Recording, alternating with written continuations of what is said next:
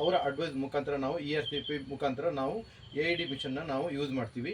AED mission ಏನು work ಮಾಡುತ್ತೆ ಅಂತ ಅಂದರೆ, ನಮ್ಮ ಹಾರ್ಟ್ ನಾವು ವರ್ಕ್ ಆಗೋದು ನಿಂತಿರುತ್ತಲ್ಲ, ನಾವು CPR ಕೊಡ್ತೀವಿ, 5 ಸೈಕಲ್ CPR ಕೊಡ್ತೀವಿ, ಚೂಸ್ ಚೆಸ್ಟ್ ಕಂಪ್ರೆಷನ್ ಕೊಡ್ತೀವಿ, ರೆಸ್ಕ್ಯೂ ಬ್ರೀತ್ ಕೊಡ್ತೀವಿ.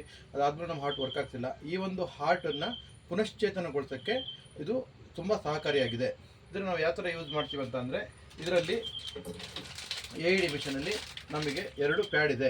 ನಾವು ಈ ಪ್ಯಾಡ್ ಅಪ್ಲೈ ಮಾಡೋಕ್ಕಿಂತ ಮುಂಚೆ ನಮ್ಮ ಪೇಷಂಟ್ ಇದ್ದಾರಲ್ಲ, ಅವರ ಒಂದು ಎದೆಯಲ್ಲಿರುವ ಕೂದಲುಗಳನ್ನು ನಾವು ರಿಮೂವ್ ಮಾಡ್ತೀವಿ, ಕ್ಲೀನ್ ಮಾಡ್ಕೊತೀವಿ. ಅದಾದಮೇಲೆ ಈ 2 ಪ್ಯಾಡನ್ನು ನಾವು ಈ ಮಿಷನ್ ಮುಖಾಂತರ ನಾವು ಅಟ್ಯಾಚ್ ಮಾಡಿ ಈ 2 ಪ್ಯಾಡನ್ನು ನಾವು ಪೇಷಂಟಿಗೆ ಅಪ್ಲೈ ಮಾಡ್ತೀವಿ. ಎಲ್ಲಿ ಅಪ್ಲೈ ಮಾಡ್ತೀವಿ ಅಂದರೆ, ಒಂದು ಬಲ ಇದೆ, ಇನ್ನೊಂದು ಎಡ ಇದೆ. ಇಲ್ಲಿ ನಾವು ಅಪ್ಲೈ ಮಾಡ್ಕೊಂಡು ಆದಮೇಲೆ ನೆಕ್ಸ್ಟು ಈ ಮಿಷನ್ನಲ್ಲಿ ಅದು ಮಿಷನ್ ಹೇಳುತ್ತೆ ಎಷ್ಟು ಶಾಕ್ ಕೊಡಬೇಕಂತ ಹೇಳಿ ಈ ಮಿಷನ್ನು ಹೇಳುತ್ತೆ.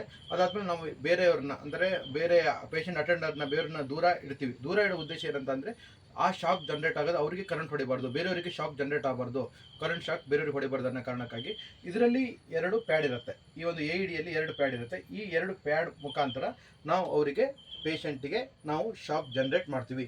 ಈ ಶಾಕ್ ಜನರೇಟ್ ಮಾಡಿದ ನಂತರ ಈ ಒಂದು ಹೃದಯ ನಿಂತಿರುತ್ತಲ್ಲ, ಇದು ಪುನಶ್ಚೇತನಗೊಳ್ಳೋ ಚಾನ್ಸು ತುಂಬಾ ಜಾಸ್ತಿ ಇರುತ್ತೆ. ಪುನಶ್ಚೇತನಗೊಂಡ